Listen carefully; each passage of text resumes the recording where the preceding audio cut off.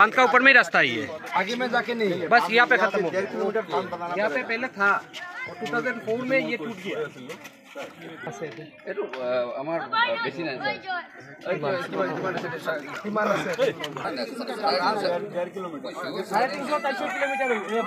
sir বেশি নহয় একদম একদম কিন্তু ৰিটাৰ্ণ দিব লাগিব দেই 2018 কাম হ'ল শুনা কৰিব লাগে আমি এইটো মই ওয়াৰ্ড দি গলো ৰাইজৰ আগত 400 মিটাৰৰ ফান্ড মই এলট কৰি থৈ গৈছে 400 মিটাৰ কিমান টকা লাগিব 1.5 কোটি কোটি বিস্তা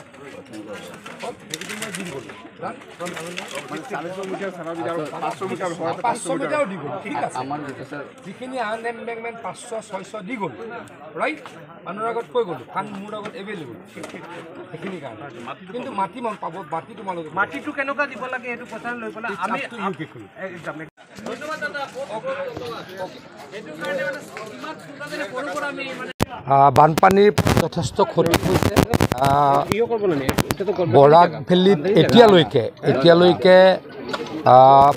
প্ৰায় 7টা মথাউৰি ভাঙিছে গোটেইকেইটা আমি 15 দিনৰ ভিতৰত ৰেষ্টৰেশ্যন কৰিম আৰু এই মুহূৰ্তত মই জানালৈকে কাছাৰ জিলাত 73টা আশ্ৰয় শিবিৰ হৈছে আৰু হাইলাকান্দিত 14টা হৈছে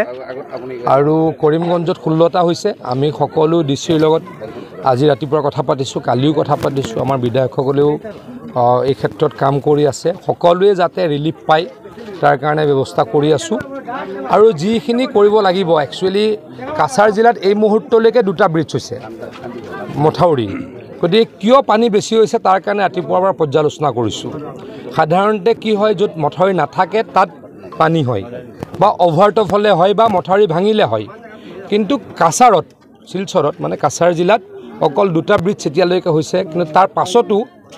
কৰিমগঞ্জ আৰু হাইলাকান্দিতকৈ পানী বেছি হৈছে কিয় পানী বেছি হৈছে তাৰ পৰ্যালোচনা কৰিম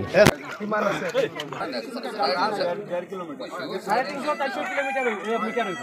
কিলোমিটাৰ বেছি নহয় একদম একদম কিন্তু ৰিটাৰ্ণ দিব লাগিব দেই 2018 কাম হ'ল শুনা কৰিব লাগে আমি এইটো মই ওয়াৰ্ড দি গলো ৰাইজৰ আগত 400 মিটাৰৰ ফান্ড মই এলট কৰি থৈ গৈছে 400 মিটাৰ কিমান টকা লাগিব 1.5 কোটি বিস্তা কত হেতু মই দিন গলো ৰান